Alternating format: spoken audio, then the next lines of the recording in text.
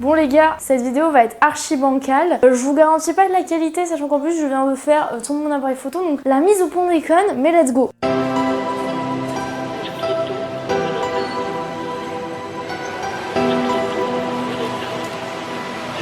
On est bien dans un bilan lecture, je vous rassure. Et j'ai lu en premier ce mois-ci le tome 1 de Les Amants Sacrifiés. Comme vous pouvez le voir, ou je sais pas trop si vous pouvez, ce sera un manga en 2 tomes, vu qu'il y a marqué 1 sur 2, bien que je trouve ça extrêmement moche. On aurait préféré juste le 1 s'il vous plaît. Autre chose que j'ai à dire sur le manga avant même de commencer, c'est que le manga fait genre 140 pages. Alors ok, c'est un grand format, mais est-ce que ça justifie le prix de 9,95 Kiyun? Je ne pense pas. Parce qu'on voit très bien Meian avec les Touhou qui coûtent 6,95 et pas 9,95. Donc je trouve que c'est un petit peu abusé. Passons, Les Amants Sacrifiés, qu'est-ce que c'est? Alors c'est une histoire en 2 tomes, je pense que ça trouvera sa place en 2 tomes, je pense pas qu'il y avait vraiment besoin de beaucoup plus. Mais alors je ne connais pas très bien cette période. Ah si, en fait c'était pendant la Seconde Guerre mondiale, je suis complètement débile, c'était en 1940 que ça se passe. Donc si je connais très bien, mais c'est juste que je le connais pas du côté du Japon. C'est l'histoire d'un couple dont le mari, j'ai pas trop compris exactement ce qu'il faisait, mais il a l'air d'être à la tête d'une grande société qui fait du commerce. Et bien sûr, c'était le début de la guerre et du coup le commerce devenait de plus en plus compliqué. Et son mari du jour au lendemain a dû partir en Mandchourie pour des opportunités de commerciales tout simplement. Et quand il revient, beaucoup de choses ont changé. Pas du côté de sa femme, mais de son côté, sa femme se fait beaucoup de soucis parce qu'il n'est plus du tout le même qu'avant. Et qui plus est, des collègues à lui rapportent qu'il aurait fait des choses pas très bien. Attention, on ne parle pas du tout de tromperie, etc. On parle plus de réfugiés, d'histoires politiques dont elle n'a aucune idée, ce dont il a bien pu se passer, et nous non plus en fait, mais on en apprend petit à petit. Et à la fois, c'est ce que j'ai beaucoup aimé, c'est que du coup on est vraiment du côté de la femme, donc on a vraiment que les informations que elle a sur ce qui s'est passé, sur le fait que son mari était censé partir 3 semaines et qu'au final il est parti un truc genre 2 mois. Mais du coup, c'est genre archi frustrant. J'ai hâte d'avoir la suite et de savoir le fin mot de cette histoire. Parce que bien sûr, on est au sein de leur couple et c'est là où le titre prend tout son sens, c'est que les 2 amants ont été sacrifiés entre guillemets à cause de la guerre, parce que s'il n'y avait pas eu tout ça, il serait rentré tranquillement chez lui, tout se serait bien passé. Mais à cause de la guerre, il a dû partir, il a fait des choses qui l'ont changé et qui ont changé à tout jamais leur relation. Bien que elle essaye de s'adapter, on le sait tous, dans ce genre de cas c'est très compliqué. Quand quelqu'un a vécu quelque chose qui ne veut pas te dire ce que c'est, mais que tu vois très bien qu'il a changé mais que tu ne peux rien faire, c'est très frustrant. Enfin bref, dans l'ensemble j'ai plutôt bien aimé, j'ai hâte de lire le tome 2 et encore une fois je suis contente que l'histoire soit finie en 2 tomes parce que je pense qu'il n'y aurait pas eu besoin de plus. Ensuite j'ai commencé Les Liens du Sang, c'est par Shujo Oshimi, l'autrice de Les Fleurs du Mal pour ceux qui connaissent. C'est une autrice qui a un style très particulier. Vous avez dû le voir si vous avez lu Les Fleurs du Mal. Les Fleurs du Mal, c'est une histoire de plus ou moins stalker, de plus ou moins délinquants sexuels, etc.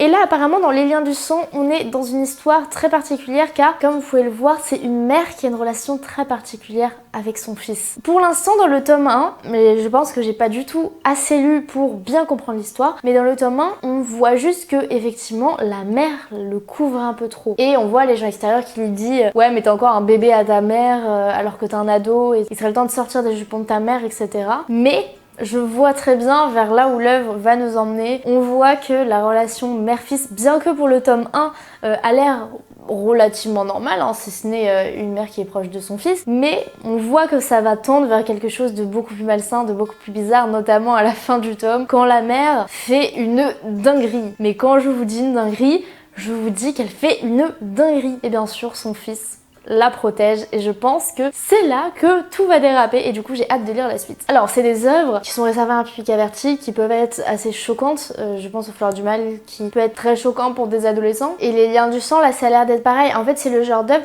c'est pas que je le recommanderais pas pour un public jeune dans le sens où il y a rien de gore etc, mais c'est une œuvre qu'on peut-être si on n'est pas assez mature on pourrait ne pas comprendre, et ne pas comprendre ce genre d'œuvre, ça peut soit ne pas vous faire aimer l'histoire, soit vous pourrez penser que oh non mais franchement c'est assez normal ce qui se passe, et là c'est dangereux parce que penser que ces choses là sont normales c'est pas bon, voilà, parce que c'est des choses vraiment très bizarres et très spéciales. Je pense que je m'exprime mal à ce sujet, mais voilà, pour moi il y a des choses qu'on ne peut lire et peut comprendre que quand on est assez mature. Cette œuvre en fait partie. Les œuvres de Shujo Yoshimi en général en font partie. Donc moi je recommanderais vraiment cette œuvre qu'à partir de 16 ans réellement. Hein. Je pense qu'avant on ne peut pas comprendre tous les tenants et les aboutissants de l'histoire. C'est tout ce que j'avais à dire. Mais donc très bonne histoire, j'ai super hâte de la continuer. Et ensuite j'ai continué Les Enfants d'Hippocrate. C'est un petit seinen aux éditions Mangetsu. D'ailleurs j'ai un peu abîmé les jaquettes, j'ai un peu le seum, mais bon, on va dire que ça va. C'est une histoire assez particulière et moi j'aime beaucoup parce que je me rejoins beaucoup avec le personnage principal. Il est pédiatre si je ne me trompe pas et il a eu une relation très particulière avec son père qui a été beaucoup absent. Et du jour au lendemain, son père revient et lui dit je veux me racheter, j'essaie de me racheter, j'ai monté une clinique de pédiatrie dans un endroit où il y avait un cruel manque justement de cliniques pédiatriques parce que les gens étaient obligés de faire de centaines de kilomètres. J'ai créé cette clinique, j'aimerais que tu sois pédiatre dans ma clinique, j'aimerais qu'on renoue les liens, etc. Donc du coup son père est le directeur de la clinique et son fils exerce et j'ai trouvé ça super touchant parce que du coup lui il a pas vraiment grandi dans le sens où il a toujours cet esprit d'enfant, etc.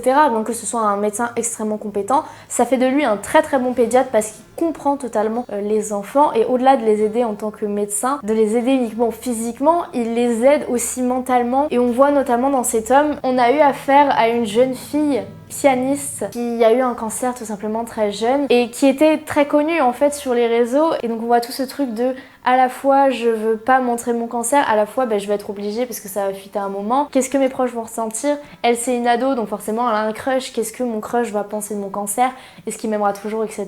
C'est une histoire super touchante que j'ai absolument adorée. Et voilà les amis, c'est déjà la fin de cette vidéo. J'espère qu'elle vous aura plu. J'ai beaucoup aimé tous les titres que j'ai à vous présenter, même si dans l'ensemble c'était des titres assez matures. Vous devez l'avoir remarqué dans mes dernières vidéos, j'ai lu très peu de shonen, si ce n'est aucun shonen ces derniers temps, parce que tout simplement les rares shonen que j'apprécie encore énormément, je suis à jour, donc voilà, c'est pas très souvent, mais rassurez-vous, dans les prochaines semaines, vous allez avoir du Tokyo Revenger, du MHA parce que ça va ressortir. Je kifferai aussi vous parler de shonen, c'est juste que là voilà, en ce moment je lis ça parce que c'est des lectures sur lesquelles je ne suis pas à jour et que je rattrape. En tout cas, j'espère que cette vidéo vous aura plu. N'hésitez pas à vous abonner, à laisser un pouce bleu si vous avez kiffé. Moi ça me fait toujours très plaisir. Et sinon, moi je vous dis à très bientôt dans la prochaine vidéo.